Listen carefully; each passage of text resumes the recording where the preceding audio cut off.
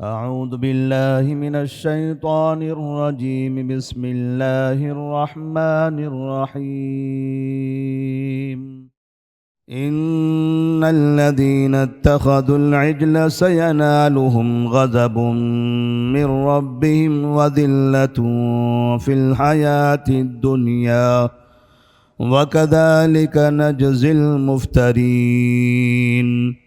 والذين عملوا السيئات ثم تابوا من بعدها وآمنوا إن ربك من بعدها لغفور رحيم.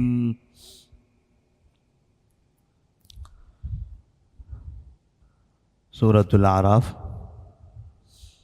آیت نمبر 152 اور 153.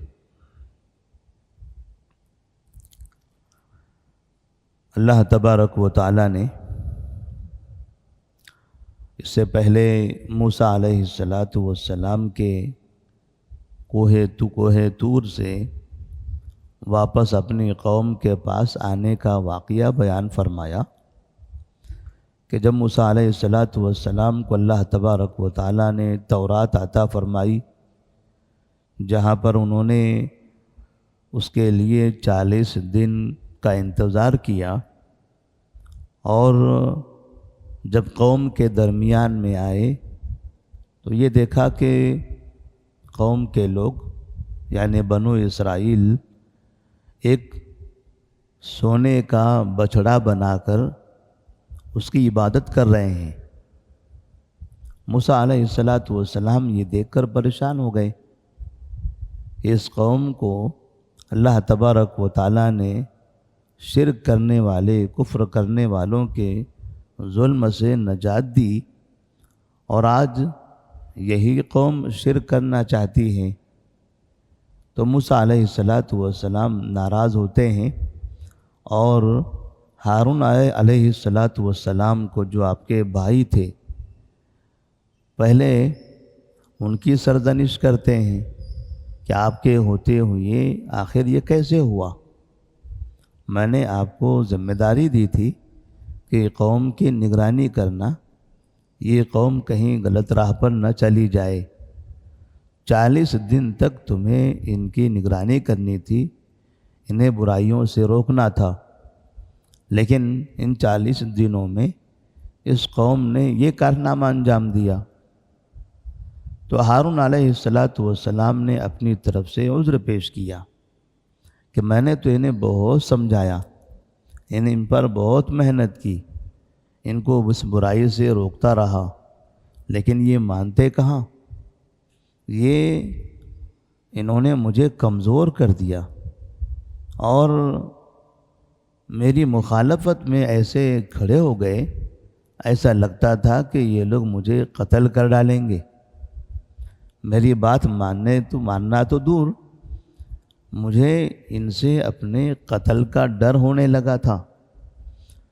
اپنا کام، اپنی یہ برائی کرتے ہوئے وہ بہت سخت ہو گئے تھے، تو میرے پاس جتنی استطاعت تھی میں نے تو اتنی محنت کی، لیکن میں نے کبھی انہیں اس کام کی اجازت نہیں دی، یہ بچھڑے کی عبادت کرنے، اور نہ اس کام سے میں راضی رہا۔ میں ان کاموں کا بہت سخت مخالف رہا، لیکن پھر بھی تو میں انسان ہوں۔ اتنی بڑی قوم جب شرارت پر اتر آئے اور میری بات ہی نہ مانے، مجھے ہی اپنے راستے سے ہٹانے کی کوشش کرنے لگے، تو بھلا میں کیا کر سکتا ہوں؟ تو موسیٰ علیہ السلام سمجھ گئے، وہ بھی جانتے تھے کہ یہ ان کے بڑے بھائی ہیں اور مزاج میں نرمی ہے، یہ بہت سخت نہیں بول سکتے ہیں۔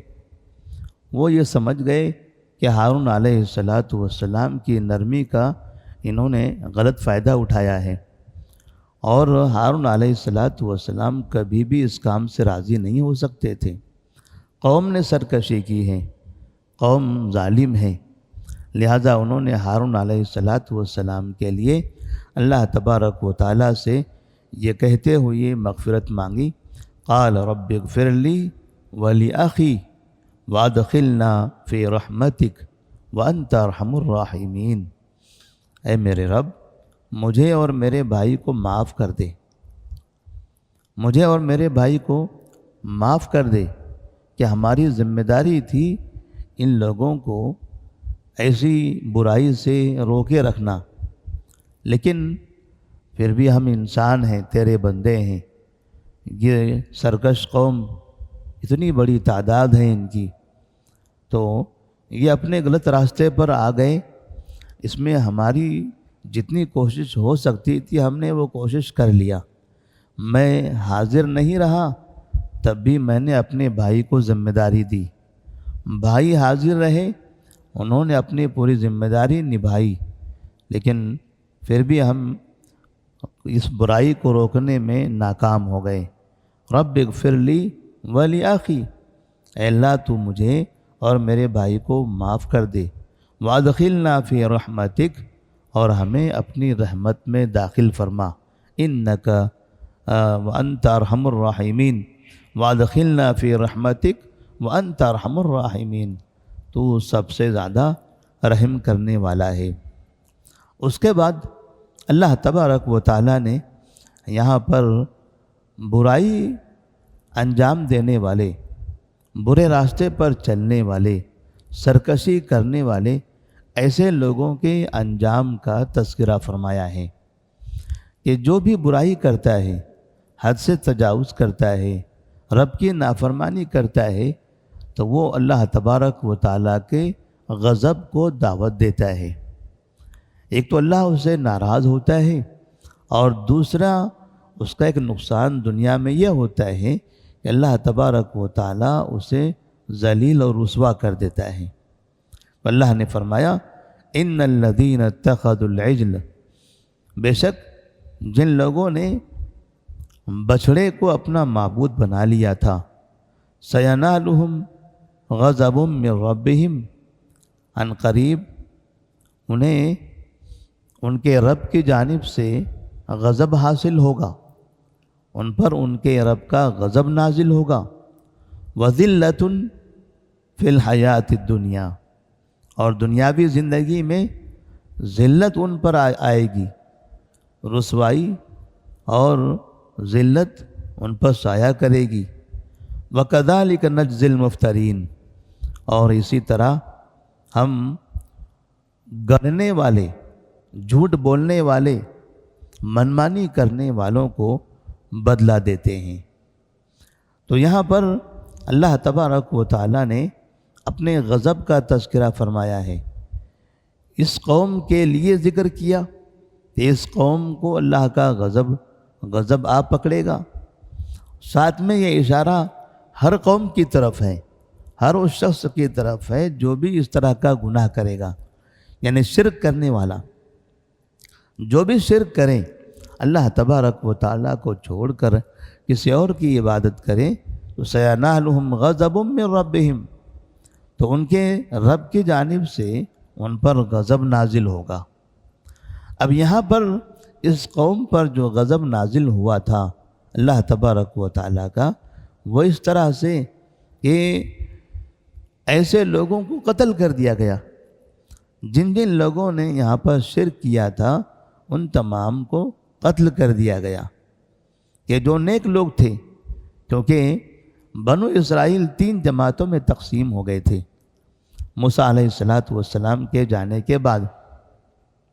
ایک جماعت وہ تھی جنہوں نے بچھڑے کی عبادت کرنا شروع کیا، دوسری جماعت وہ تھی جو بچھڑے کی عبادت تو نہیں کرتے تھے لیکن ان لوگوں کو منع بھی نہیں کرتے تھے، انہیں منع بھی نہیں کرتے تھے، اور تیسری جماعت وہ تھی جو بچھڑے کی عبادت بھی نہیں کرتے اور ساتھ میں ان کو منع بھی کرتے تھے اور روکتے تھے، سمجھاتے تھے۔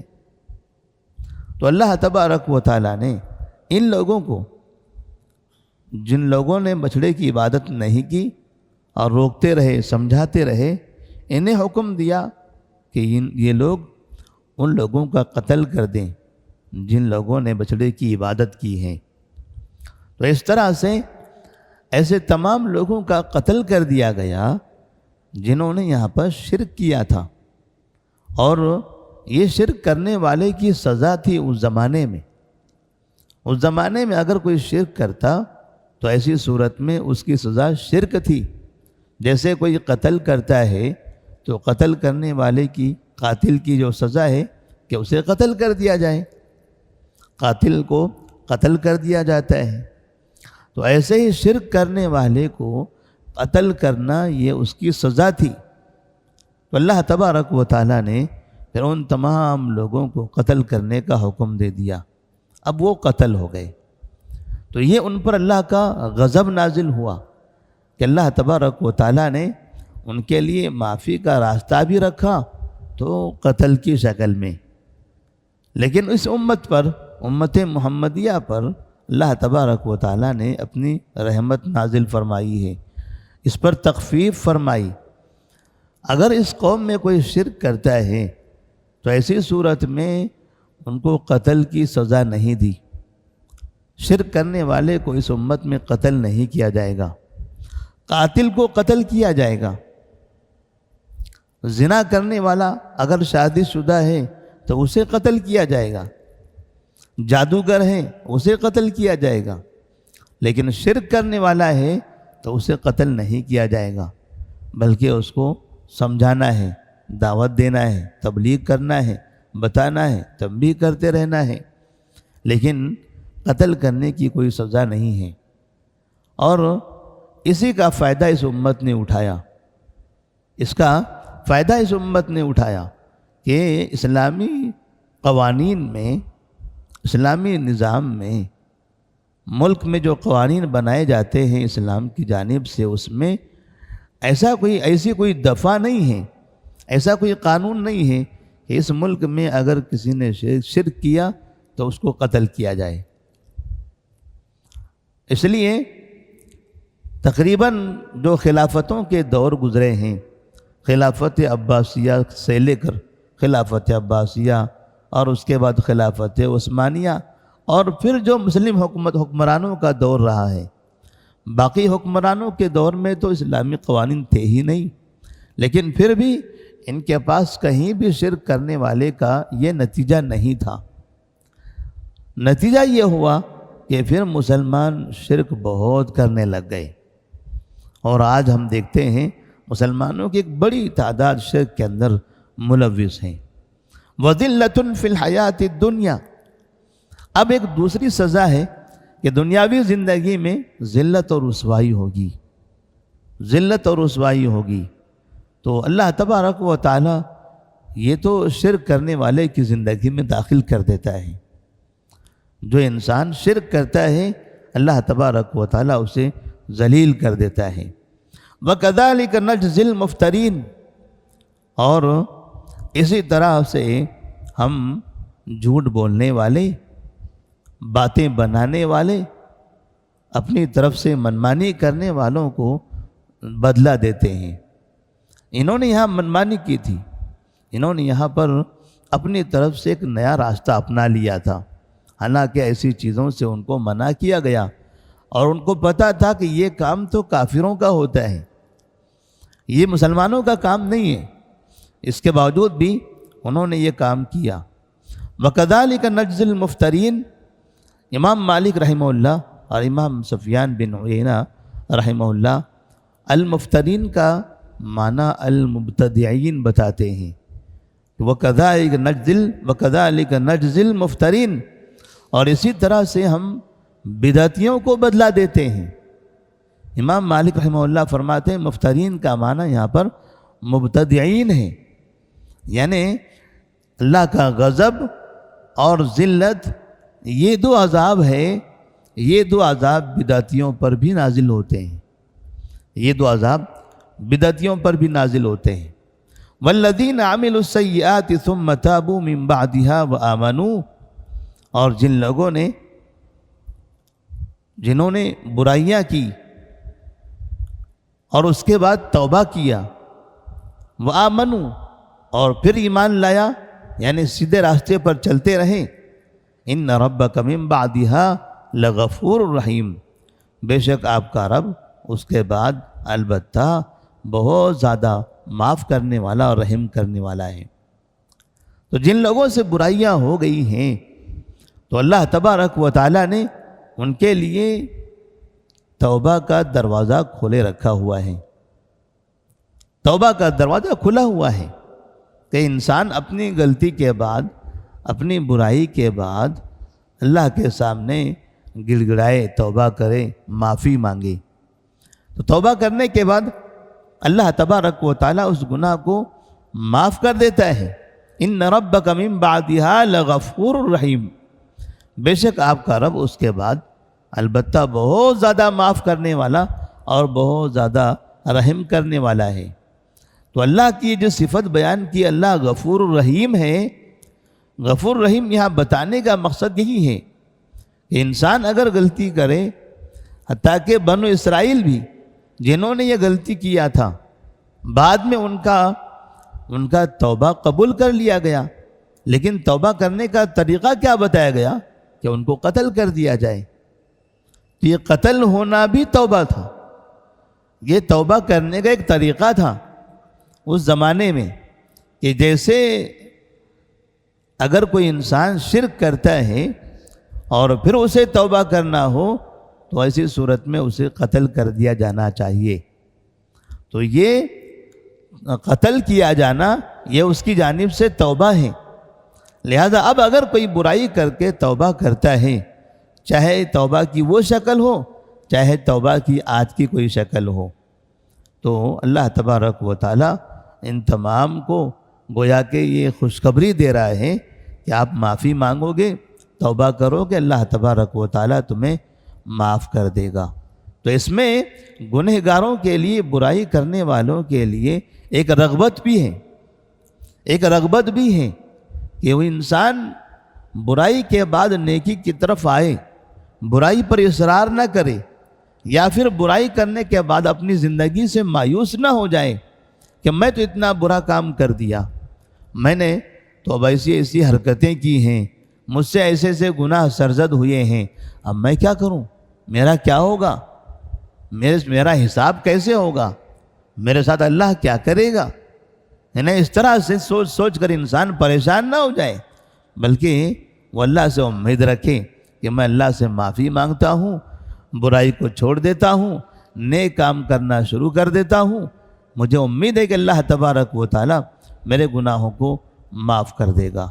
اللہ سے دعا ہے کہ اللہ تبارک و تعالیٰ ہم تمام کو، ہمیں اپنی برائیوں پر، غلطیوں پر معافی مانگنے اور توبہ کرنے کی توفیق عطا فرمائے۔ والسلام علیکم ورحمۃ اللہ وبرکاتہ۔